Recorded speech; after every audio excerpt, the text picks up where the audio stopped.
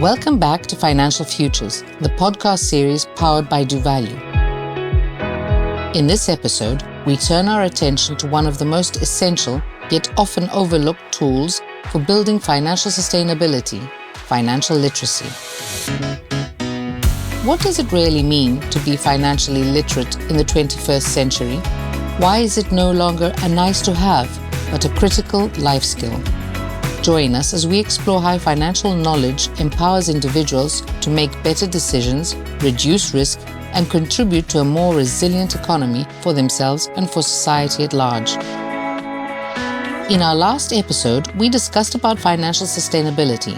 Today, we turn to something equally critical, financial literacy. What is it? Why is the global population lacking this important skill? And how can we improve financial literacy levels? We're joined again by Mr. Francesco Bicciato, Executive Director of the Italian Sustainable Investment Forum, and Mr. Nikolaos Philippas, Professor of Finance at the University of Piraeus in Greece and Chairman of the Hellenic Financial Literacy Institute. Let's begin with a clear definition. What exactly do we mean by financial literacy? According to the European Commission, financial literacy refers to the knowledge and skills needed to make important financial decisions. Every day, thousands of people decide where to open a bank account, which mortgage to choose, where to invest their money, and how to save the money for retirement. Having the right skills is crucial for making informed and effective choices. Mr. Philippas, what is the definition? According to the OECD, the widely cited definition on financial literacy by Atkinson and Menzies, very known economists, is a combination of awareness, knowledge, skill, attitude, and behavior necessary to make sound financial decisions and ultimately achieve individual financial well-being. This is the main scope of a person, the financial well-being. Financial literacy is more than technical knowledge. It's about confidence and control. People face an overwhelming number of choices: mortgages, pensions, digital financial tools.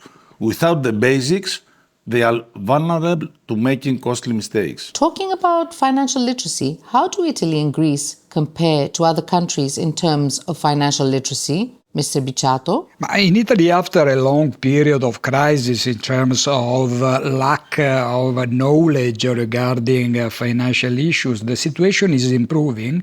According to 2023 Eurobarometer survey, 18% of EU citizens demonstrate a high level of financial literacy, 4% at medium level, and the remaining 18%.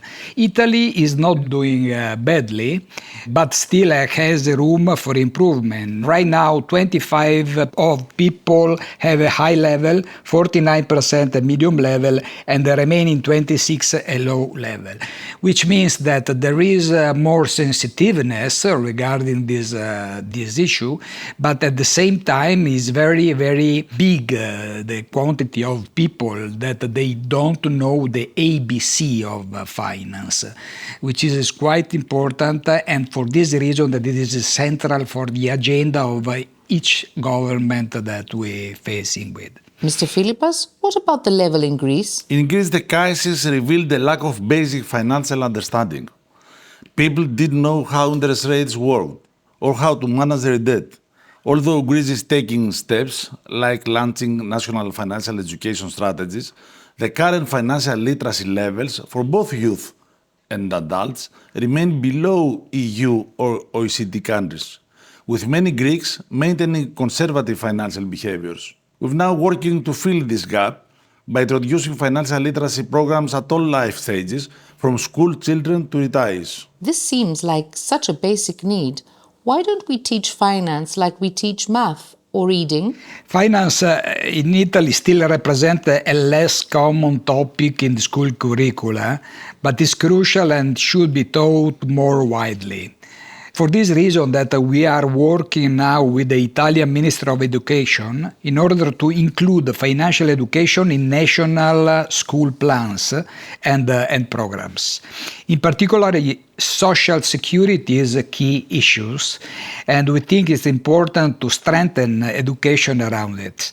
We also think that, for example, journalists is something that we are doing in forum, in Italian forum, working with journalists, because we think that journalists represent a key figure to enhance people's financial education. For this reason, we regularly organize and participate in financial education courses for them, because we think that the communication is crucial, and if they don't know, we can say, the basis of sustainable finance, it's very difficult that they disseminate the right message.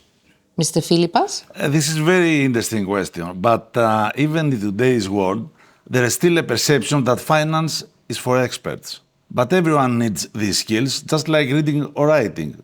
Financial literacy enhances economic and social mobility, while reducing the risk of poverty and financial exclusion, which is very important for these days. In addition, it lowers financial stress and improves the overall financial well-being of citizens. That's why we need to make financial literacy practical and engaging, using real-life scenarios and digital tools. What policies or actions are most effective in raising financial literacy levels? Mr. Bicciato, what is your point of view? To raise the level of financial literacy, it's important to start with schools, as I said before. In 2023, ITASIF launched an engagement initiative with the Italian government.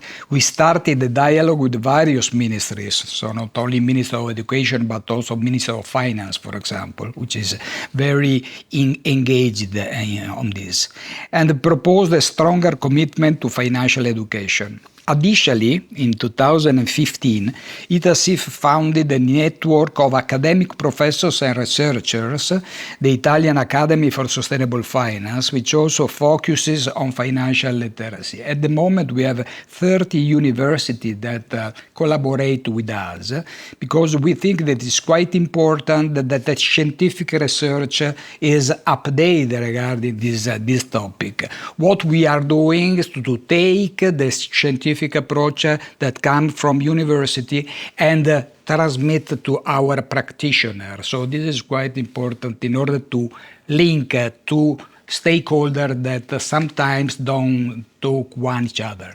Mr. Philippas? I totally agree that financial literacy should start with schools and from an early age. It's very important. Public campaigns, school curricula, workplace seminars, there are many tools. We also need partnerships between institutions, educators, and financial professionals to reach different audiences. The message must be clear. Financial literacy is a public good. At the Hellenic Financial Literacy Institute, we have published 8 financial books for kids, teens, and students. We use storytelling, interactive seminars, and many other engaging methods to make financial literacy truly come alive. With online banking, mobile payments, and cryptocurrencies, does the digital shift make things better or worse? It's a big question, this one. Because from one side, we need to be careful and control and monitor the contents of digital tools. Of course, we recognize that in this moment is crucial. We recognize that he is taking a central position in the debate regarding sustainable finance. But on one end, they can be useful, but on the other hand, these tools pose also significant risks. Today, financial literacy must go hand in hand with the digital literacy to promote informed decision-making on online financial platforms. Let me add one important issue. We are working on research with the youngster, and particularly, we are noticing that, of course, it is the young people that use cryptocurrency and other digital tools. In this sense, the risk is that if you don't know exactly, if you don't have the fundamental basis of finance, when you use this kind of tools, you are not so aware about what you are doing.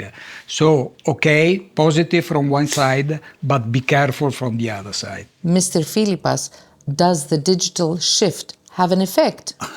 I'm in total agreement that financial literacy and digital financial literacy are inherently connected. For example, fintech had changed everything. Today's consumers need to understand apps, online banking, and even cryptocurrencies, and the risks with cryptocurrencies. We now teach both financial and digital financial literacy because the two are deeply connected. Without this knowledge, people are exposed to more risk. More specifically, the brain does not perceive the value of digital money in the same way as physical cash. It tends to spend more easily. So we have learned that financial literacy isn't about numbers. It's about choices, confidence, and control. It empowers individuals and strengthens entire economies. Thank you both for this enlightening conversation. Next time, we'll explore the third pillar of our series, financial responsibility, and how our daily choices shape the future. That's it for today's episode of Financial Futures by doValue. Financial literacy isn't just about numbers, it's about confidence, control, and making informed choices in an increasingly complex world. We hope this conversation helped you reflect on the value of financial education and the role it plays in shaping sustainable futures. Find all the episodes on Spotify, follow us on LinkedIn. Stay tuned to our next episode where we'll continue exploring the building blocks of financial sustainability, one topic at a time. Until then, stay informed and stay financially curious. Thank you.